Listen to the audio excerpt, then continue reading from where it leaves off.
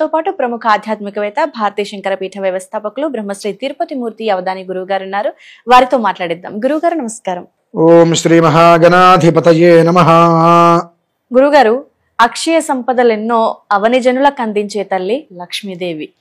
మరి ఆ లక్ష్మీదేవి మన ఇంట స్థిరంగా ఉండాలి అంటే ఏ విధానాన్ని పాటిస్తూ అమ్మవారిని ఆరాధన చేసుకోవాలి?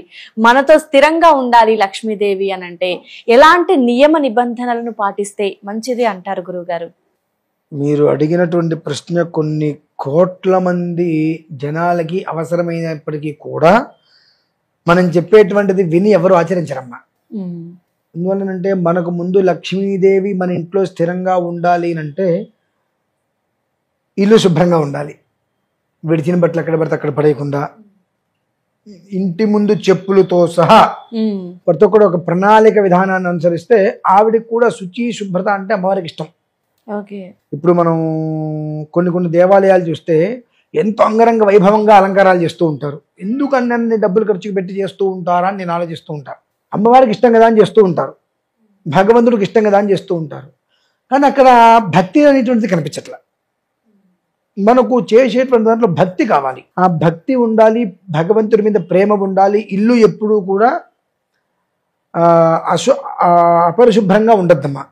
ఎందుకంటే మనం ఇంత కష్టపడేటువంటిది ఒక గూటి కోసమే.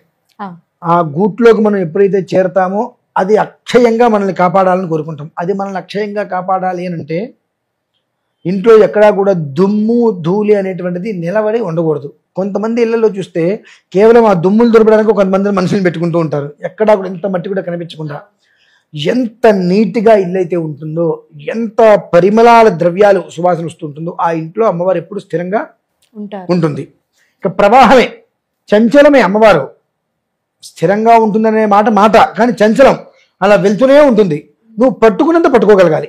ఓకే, మన దగ్గర ఉంటుంది ఎంత పట్టుకోవాలనేది. అంతే, నువ్వు ఎలా పట్టుకోగలుగుతున్నావు, ఎంత పట్టుకోగలుగుతున్నావు అనేటువంటిది నీ ఇష్టం, నీ ఓపిక. నువ్వు ఎంత పట్టుకుంటే అంతా ఇస్తుంది ఆవిడ. కానీ ఆవిడ మాత్రం నీ దగ్గరకు వచ్చి స్థిరంగా మాత్రం ఉండిపోదు. ఆ స్థిరంగా ప్రవాహాన్ని ఇస్తుంది.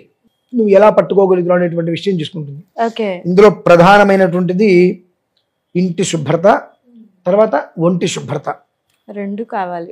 మనిషి వేసుకునే వస్త్రాలు కూడా చిరిగిపోయిన వస్త్రాలు, విడిచిన వస్త్రాలు మనం వేసుకోకూడదమ్మా. ఒకసారి విడిచాము అంటే అది మళ్ళీ కట్టుకోవడానికి అర్హత కోల్పోతుంది. అది విడిచిన వస్త్రమే అవుతుంది. అది కట్టుకున్నంతసేపు వాళ్ళు కట్టుకుంటే రేపు ఉదయం వరకు విప్పతీయకుండా ఉంటే ఓకే, విప్పతీస్తే అదేమవుతుంది, విడిచిన వస్త్రం. అంతే తప్ప కట్టుకున్న వస్త్రం అయితే కాదు కదా. కాబట్టి ఆ విడిచిన వస్త్రం కట్టుకున్న లక్ష్మీ అమ్మవారు మన దగ్గర ఉండదు, పొరపాటున కూడా ఉండదు. నిత్య దారిద్ర్యం అనేటువంటిది మనకు పరిసరాల్లో ఎప్పుడు కాపలాగా వస్తూ ఉంటుంది. నేను వస్తున్నా. అపరిశుభ్రత ఉన్న దగ్గర బురదలు ఏం దొరుకుతాయమ్మా? పందులు. ఆవులను చూడు అంత బురదలు ఉండవుగా, ఉంటాయా? అది పందులను చూడు బురదలే ఉంటుంది. కానీ ఆవు ఉన్న చోటు చక్కగా ఎప్పటికప్పుడు ఆవు పేడను తీసేసి మొత్తం ఎప్పటికప్పుడు బాగు చేసి కడిగేసి పెడుతూ ఉంటారు. అవునా? అది తేడా గమనించాలి. మనం అపరిశుభ్రమైన వస్త్రాలు కట్టుకొని, చినిగిన వస్త్రాలు కట్టుకొని, విడిచిన వస్త్రాలు కట్టుకొని ఇల్లు ఊడ్చుకోకుండా ఎలా పట్టాలి అలా వదిలేస్తాము. ఎప్పుడు నాకు కుదిరినప్పుడు 10 గంటలకు అవన్నీ చేసుకుంటాం అనుకుంటే లక్ష్మీదేవి మన దగ్గర ఎప్పటికీ కూడా స్థిరంగా ఉండదు, నిలకడ ఉండదు. దారిద్ర్య లక్ష్మి అని ఒక ఆవిడ ఉంటుంది. ఎవరండి? దారిద్ర్య లక్ష్మి. ఆవిడ కూడా లక్ష్మినే, కాకపోతే ఆవిడ దారిద్ర్య లక్ష్మి. ఆ దారిద్ర్య లక్ష్మి అని ఎవరైతే ఉంటుందో ఆవిడ మన ఇంటి ముందు తలుపు కొడుతూ ఉంటుంది. అదృష్టం ఒక్కసారి కూరుతుంది, దురదృష్టం ఎప్పుడు కూరుతుంటారు విషయాన్ని. అట్లా దారిద్ర్య లక్ష్మి అంటే అమ్మవారి బాగా నేను చెప్పట్లేదు. దురదృష్టం అనేటువంటిది ఎప్పుడు తలుపు కొడుతూనే ఉంటుంది. ఇవన్నీ మన దగ్గర ఉంటాయి కాబట్టి ఇవన్నీ ఒక్కదాని తర్వాత ఒకటి మార్చుకోవాలి. ముందు ఒకదాని తర్వాత ఒకటి మార్చుకోండి. మేము చిన్నగా మార్చుకుంటామండి, కానీ ఇప్పుడు మాకు చాలా ఇబ్బందికర వాతావరణం ఉంది. ఇప్పుడు మేము దీర్ఘకాలికంగా ఇది అలవాటు చేసుకుంటాం, కానీ తాత్కాలికంగా మేము ఉన్న వాటిలోంచి మేము బయటపడటానికి మాకు ఏదైనా మార్గాలు ఉన్నాయా? చతుర్దశమ్మ ఆదివారం రోజు నాడు, చతుర్దశి ఆదివారం, అమావాస్యకి ముందు రోజు, అమ్మవారికి చాలా ప్రీతికరమైన రోజు. ఆ రోజు నాడు ప్రతి ఒక్కరూ కూడా తంగేడి పూలు అని దొరుకుతాయమ్మ, పసుపచ్చగా. ఆ తంగేడి పూలు అమ్మవారికి అర్చన చేసుకొని, గోరింటాకు చెట్టు ఉంటుంది. ఆ గోరింటాకు చెట్టుకి గింజలు ఉంటాయి. అవి ఎండివైనా పర్లేదు, పచ్చివైనా పర్లేదు. ఆ గోరింటాకు గింజలు తీసుకొని ఆ గింజలతో మహాలక్ష్మి హోమం, గోరింటాకు గింజలు తీసుకొని ఆ గింజలతో మహాలక్ష్మి హోమం కనుక చేసినట్లయితే తాత్కాలికమైనటువంటి ఒక స్థితి ఏర్పడుతుందమ్మా. మనకు ఉన్నటువంటి సమస్య నుంచి తాత్కాలికంగా మనం బయటపడతాం.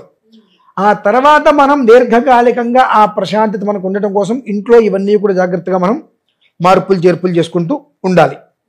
ఈ తాత్కాలికంగా అయినప్పటికీ కూడా అది కాస్త గట్టిగా మనకు నిలబడి ఉండాలి, ఉన్న సమస్య నుంచి బయటపడాలంటే చతుర్దశి రోజు నాడు, ఆదివారం అమావాస్య ముందు రోజు ఖచ్చితంగా తంగేడి పూలతో లక్ష్మీ అమ్మవారిని ఆవాహన చేసుకొని ఆరాధన చేసుకొని గోరింటాకు గింజలు తీసుకొని ఆ గోరింటాకు గింజలకి ఒకవేళ లభ్యమైతే విప్ప పువ్వు ఓకే, లభ్యమైతే విప్ప పువ్వు తీసుకుని ఈ రెండిట్లని తేనెలో ముంచి హోమం చేయించమనండి. ఆ రోజు ఇంట్లో హోమం చేసుకుంటే మంచిది, ఈ విధంగా చేసుకుంటే మరీ మంచిది అంటారా గురుగారు? హోమం ఇంట్లో చేసుకోవచ్చు, ఎక్కడైనా చేసుకోవచ్చు అమ్మా. ఏదైనా గుళ్ళో చేయించుకోవచ్చు, ఇంట్లో చేసుకోవచ్చు, ఎక్కడైనా చేయించుకోవచ్చు. ఇంట్లో చేయించుకోవడము శ్రేయస్కరం. ఇంట్లో వీలు పడలేదంటే గుళ్ళో అయినా చేయించుకోవడం శ్రేయస్కరం. ఎందువల్లంటే మనకు నేను మీకు ఇప్పుడు చెప్పింది ఇది దీర్ఘకాలిక ప్రయోజనం కాదమ్మా, తాత్కాలిక ప్రయోజనం. దీర్ఘకాలికంగా అంటే ఇవాళ మొదలు పెడితే మనకు ఈ వారం రోజులు ఏం అవ్వదు, అదే చాలా అబద్ధమైన మాట. ఇప్పుడు మొదలుపెట్టిన వారం రోజులు మీకు మొత్తం కలిగిపోతుంది అనేటువంటి అబద్ధమైన మాట. అది మీరు క్రమేపీ అది నడిపించుకుంటూ 2-3 నెలలు మధ్యలో ఒకరోజు అట్టా ఇట్లా ఆపకుండా మీరు చేసుకోగలిగి దాని ఒక నిత్య జీవితంలో మార్చుకుంటే అప్పుడు మీకు అది ఆపాదిస్తుంది. ఓకే, కేవలం నాకేదో కష్టం ఉంది కాబట్టి కష్టం నుంచి బయటపడటం కోసం నేను అది ఆ పని నేను నిర్వహిస్తానంటే ఉపయోగం లేదు. నిత్య జీవితంగా నాకు అది మారిపోవాలి అనుకున్నట్లయితే నేనేం చెప్పానమ్మా, విడిచిన బట్టలు కట్టుకోవద్దన్నా, ఇల్లు అపరిశుభ్రంగా ఉంచుకోవద్దన్నా, అంతకుమించి నేను విశేషంగా ఏం చెప్పలేదు కదా. ఇంటి ముందు ముగ్గు లేకుండా ఉండద్దన్నా, ఈ 3 ఇంట్లో దీపారాధన, ఈ 4 నిత్య జీవితంలో విధానంగా సమయాన్ని అనుకూలంగా చేసుకోండి అన్న. సూర్యోదయాత్ పూర్వం చేసుకుంటున్నారా, ఎలా చేసుకుంటారు విషయాన్ని పక్కన పెడితే, కానీ సూర్యోదయానికి మాత్రం ఇంటి ముందు ముగ్గు లేకుండా ఉండవద్దు, ఇల్లు ఓడ్చకుండా అపరిశుభ్రమైన వస్త్రాలకే తిరగవద్దు అనేటువంటి విషయం. అంటే ఉదయం మీరు కాఫీనో టీనో పెట్టుకొని స్టవ్ దగ్గరికి వెళ్ళాలనేటప్పటికీ ఇవి కంప్లీట్ చేసుకొని ఉండగలిగితే, ఇల్లు ఊడ్చుకుండగలిగితే కాస్త మంచిది. అది టైం పడుతుంది, క్రమేపీ నిత్య జీవితంలో మారాలంటే సమయం పడుతుంది. 2-3 నెలలు దాన్ని అలవరపరుచుకుంటే అప్పుడు అది నిత్యంగా మారుతుంది. కాబట్టి మన జీవితం ఏనాటికి కూడా ఇక కష్టం అనేటువంటి మాట మన దగ్గర వినం. ఆవిడ ఇందాక అనుకున్నట్టుగా ప్రవహిస్తూనే ఉంటుంది, మనకు కావాల్సింది మనం వలవేస్తే లాక్కోవటమే.